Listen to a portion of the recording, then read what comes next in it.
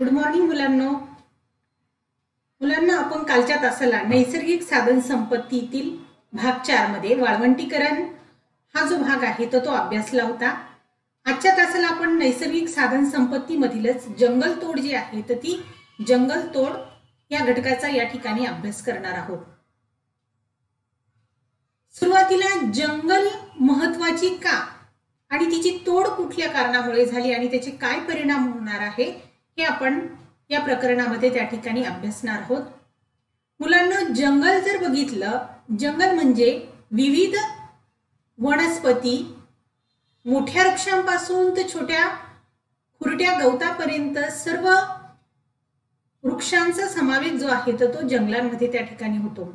जर जगातील वृक्षांचा किंवा जंगलांचं प्रमाण जर बघितलं तर ते 33% त्या ठिकाणी असायला हवं. ते योग्य पद्धतीचं प्रमाण म्हणून ओळखलं जातं. परंतु आज जर जगाची परिस्थिती बघितली तर ह्या जंगलांचं प्रमाण जे आहे तर ते दिवसेंदिवस कमी होताना दिसून येत आहे. आज 14%पेक्षाही कमी पृथ्वीवरती त्या ठिकाणी जंगलांचं प्रमाण झालेलं आहे. जंगलांचे आपल्याला विविध उपयोग आहे मुलांनो. जंगलांपासून आपल्याला इंधन निर्मिती होते. जंगलांपासून विविध उद्योगांसाठी लाकूड उपलब्ध होतं. उदाहरणच द्यायचं म्हटलं तर रेल्वेच्या स्लीपर्स असतील किंवा माचीस जे काडीपेटी आहे तर त्या उद्योगासाठी मोठ्या प्रमाणावरती वनस्पतींचा वापर होतो. औषध निर्मिती जी आहे तर ती वनस्पतींपासून जंगलांपासूनच आपल्याला मिळालेली दिसून येते. जंगल हे औषधांचं त्या ठिकाणी सर्वात मोठं भांडार आहे. आपल्याला मोठ्या प्रमाणावरती आयुर्वेदिक औषधं जी आहेत ती जंगलांमधून त्या ठिकाणी प्राप्त होतात. आपली अन्नधान्याची गरज जी आहे, फळांची गरज जी आहे तीही त्या ठिकाणी जंगलांमधूनच उपलब्ध होते. त्याचबरोबर आपल्याला घर जरी बांधायचं असेल तरी त्यासाठी लागणारं लाकूड जे आहे तेही लाकूड त्या ठिकाणी आपल्याला निसर्गातून जंगलांमधूनच प्राप्त होतो. ह्या प्रत्यक्ष फायद्यांबरोबरच जंगलांचे आपल्याला अप्रत्यक्ष स्वरूपाचेही फायदे आहेत. मग कुठले फायदे आहेत तर जंगलांमुळे आपल्याला ऑक्सिजन पुरवठा मोठ्या प्रमाणावरती उपलब्ध होतो. त्याचप्रमाणे जंगलांमुळे आपल्याला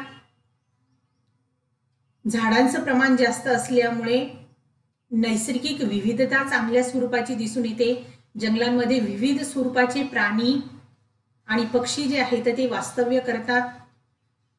जमिनीची धूप रोखण्यासाठी जंगलांचा वापर होतो. त्याचप्रमाणे पर्जन्य व्यवस्थित पडण्यासाठी किंवा पर्जन्यासाठीही जंगलांचा उपयोग जो आहे तो अप्रत्यक्षरित्या हा आपल्याला मोठ्या प्रमाणावरती होत असतो.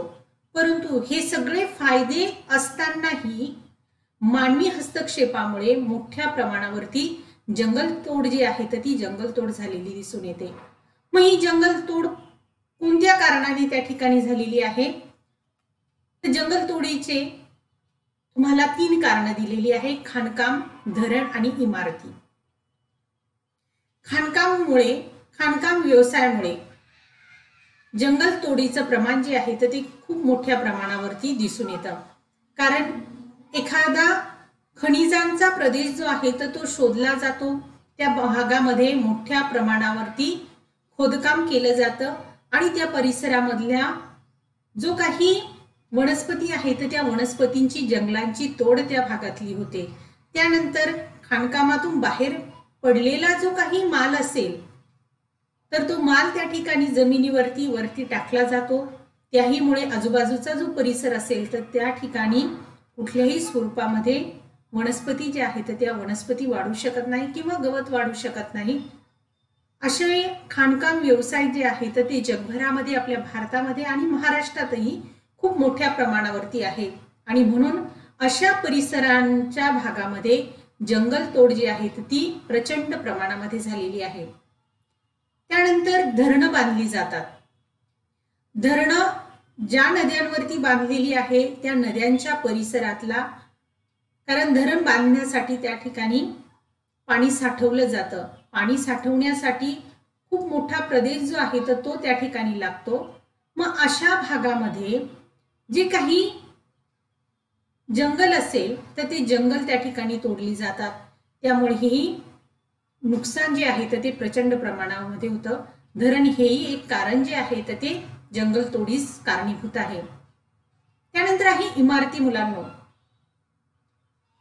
लोकसंख्येचा जर विचार केला तर आपल्याला लोकसंख्या ही भारतातली आणि जगातलीही प्रचंड स्वरूपामध्ये वाढताना दिसून येते. लोकसंख्या वाढल्यामुळे व्यावसायिक आणि राहण्यासाठी इमारती बांधण्याची त्या ठिकाणी गरज निर्माण झालेली आहे आणि या कारणामुळे वस्त्या ज्या आहेत त्या वस्त्यांचं प्रमाण त्या ठिकाणी वाढलेलं दिसून येतंय.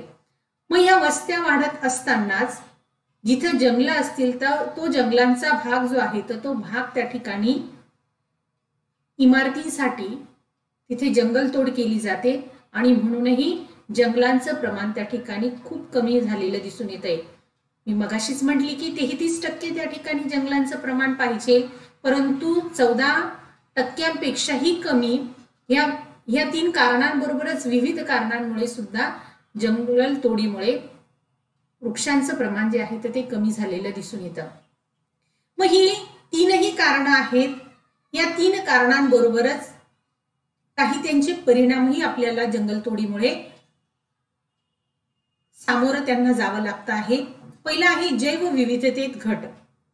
मी मगाशीच म्हटली की जंगलांमध्ये मोठ्या प्रमाणावरती विविध स्वरूपाचे पशुपक्षी राहतात. विविध वनस्पती त्या ठिकाणी जे आहेत त्या जंगलांमध्ये आढळतात, परंतु जंगलांची तोड केल्यामुळे वनस्पती काही जे आहेत त्या नामशेष झालेल्या दिसून येतात. काही वनस्पतींच्या जाती नष्ट होताना आढळतात. त्याचबरोबर त्या जंगलांमध्ये असणारे जे काही प्राणी आणि वनस्पती असतील त्यांचं निवाऱ्याचं स्थान जे आहे तर ते निवाऱ्याचं स्थान त्या ठिकाणाहून बदललेलं दिसून येत आहे. ही जैवविविधतेतील घट जंगलतोडीमुळे आपल्याला जाणवते. त्यानंतर हवामानावर परिणाम, तापमान, पर्जन्य आणि प्रदूषणामध्ये वाढ झालेली आढळते. मग हवामानावर काय परिणाम होतो तर जंगलांचं प्रमाण कमी झाल्यामुळे प्रचंड स्वरूपामध्ये उष्णता जी आहे तर ती उष्णता वाढते. कारण वनस्पती उष्णता रोखून धरण्याचं काम करतात, परंतु जंगलांचंच प्रमाण जर मुलांना कमी झालं तर त्या ठिकाणी हवामानावरती परिणाम होऊन तापमान जे आहे तर ते तापमान त्या ठिकाणी वाढताना दिसून येतं. पर्जन्य प्रक्रिया घडून येण्यासाठी वनस्पती खूप मोठं कार्य त्या ठिकाणी करतात. जर वनस्पतींचं प्रमाण किंवा जंगलांचंच प्रमाण कमी झालं तर पाऊस वाहणारी जी काही ढगं आहे तर ते ढगं रोखून धरण्याचं काम त्या ठिकाणी जंगल करू शकत नाही आणि म्हणूनच पर्जन्य जो आहे तर तो अनियमित किंवा बराच सारा कमी त्या ठिकाणी पडलेला दिसून येतो. हे तापमान आणि पर्जन्य हे हवामानावरती 2 घटक त्या ठिकाणी जंगलतोडीमुळे परिणाम करताना दिसून येतात. त्यानंतर प्रदूषणामध्ये वाढही झालेली आढळते.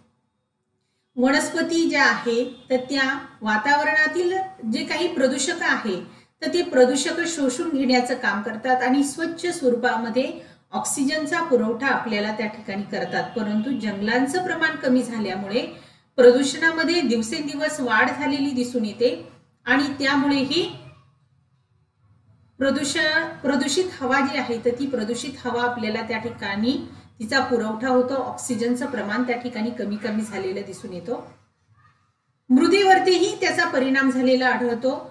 मृदा रोखून धरण्याचं काम जे आहे तर ते जंगल करतात, परंतु सुपीक अशी मृदा जी आहे जंगलतोडीमुळे खूप मोठ्या प्रमाणावरती या मृदेची धूप घडून येते आणि ही विविध जंगलतोडीचे परिणाम जे आहेत तर ते परिणाम आपल्याला त्या ठिकाणी जाणवताना दिसून येतात. आज आपण मुलांनो जंगल महत्वाची कशी आहेत, जंगलतोडीची कारणं काय आहे आणि जंगलतोडीचे परिणाम जे आहेत ते अभ्यासले. या जो आज मी शिकवलेला भाग आहे तर त्याच्या भागावरती मी तुम्हाला 2-3 प्रश्न विचारते मुलांनो. एकूण भूप्रदेशापैकी किमान किती टक्के भूप्रदेश वनांच्या आच्छादनाखाली असणे आवश्यक आहे? मुलांना मी मगाशीच तुम्हाला सांगितलं की 33% भूप्रदेश वनांच्या आच्छादनाखाली असणं त्या ठिकाणी गरजेचं आहे. खाणकाम, नद्यांना पूर आणि इमारती यापैकी जंगलतोडीचं कुठलं कारण नाही? जंगलतोडींचं नद्यांना पूर येणं हे जंगलतोडीचं त्या ठिकाणी कारण नाही, कारण नद्यांना पूर जो आहे त्यामुळे जंगलतोड त्या ठिकाणी खूप जास्त प्रमाणामध्ये होत नाही. पुढीलपैकी कोणते जंगलतोडीचे परिणाम नाही? धरण, इमारती किंवा अतिचराई. अतिचराई हे जंगलतोडीचं त्या ठिकाणी परिणाम नाही. हे 3 प्रश्न आपण या ठिकाणी आज घेतलेले आहेत. जंगल मानवी जीवनात महत्त्वाची कशी आहेत, जंगलतोडीची कारणं कुठली आहे आणि जंगलतोडीचे काय परिणाम होतात हे आपण आजच्या तासाला अभ्यासले. पुढचा जो भाग आहे तो मी उद्याच्या तासाला तुम्हाला शिकवेल. धन्यवाद मुलांनो.